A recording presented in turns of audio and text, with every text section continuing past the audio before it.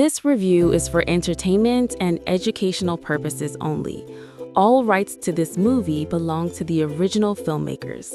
This review is brought to you by Mbunabo Uchenna TV. No copyright infringement intended. Now settle in, because this story, it's heavy, it's raw, and it's human. From the very beginning, After the Rain introduces us to a quiet but broken man, Ibuka, a widower raising his young daughter Osas alone. His wife died during childbirth, and from that moment, something inside him died too. He didn't just lose his wife, he lost his faith in God. And this is important, because this movie is not just about loss. It's about what happens when pain turns into bitterness, and bitterness turns into walls, especially when a child is involved.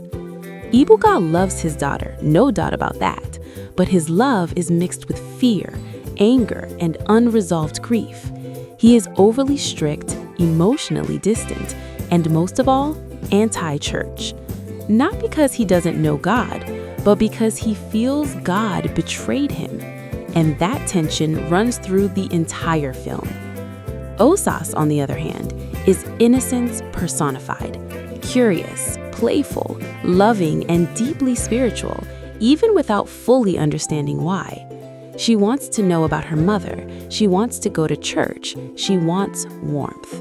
And slowly, you begin to see that this child represents hope, while her father represents unresolved pain. Enter Bisa. Bisa is a woman carrying her own scars. She lost her husband and child in a tragic accident. Yet, instead of turning away from God, she leaned into him. She is kind, patient, gentle, and persistent, but never forceful. And this is where the movie becomes powerful. Because Bisa doesn't preach at Ibuka, she lives her faith. She offers help, she cooks, she listens, she shows up, she cares for Osas, and over time, a quiet bond forms between them. But Ibuka resists, hard. He lashes out anytime church is mentioned. He humiliates Bisa for her beliefs. He forbids his daughter from stepping near a church. And one of the most painful scenes in the movie is when Osas innocently goes to church and Ibuka punishes her harshly for it. That scene will make your chest tight because you can see it. He's not disciplining her out of love. He's reacting out of fear and unresolved trauma. The movie then does something brilliant. It gives Ibuka a voice. There's a moment where he finally explodes and tells Bisa the truth. He prayed, he fasted, he believed, and his wife still died. So to him, God is cruel, silent, unfair. And honestly, pause the movie there and ask yourself, how many people feel this way but never say it out loud? That's what After the Rain does well. It gives language to silent pain. But the turning point of the film comes when Bisa finally shares her own story. She talks about losing her entire family in one day, the pain, the depression, the anger, the questions she asked God. And then she says something that becomes the heartbeat of this movie. God's love is not measured by answered prayers.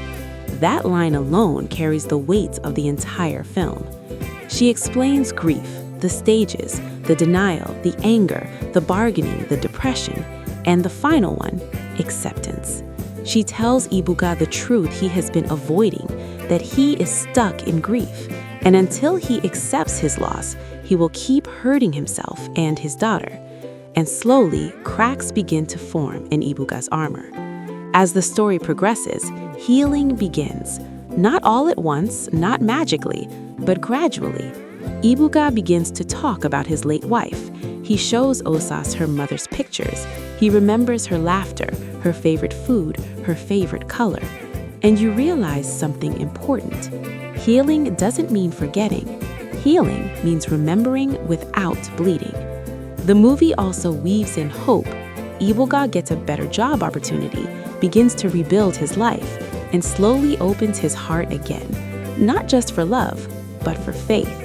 And then comes the emotional full circle. Ibuka finally steps into church, not because he was forced, but because he chose to.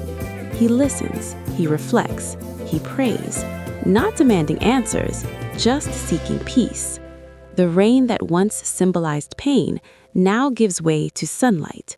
By the time the movie ends, After the Rain leaves you with one message loud and clear. Pain may last, but it doesn't have to define you. After the rain, something can still grow.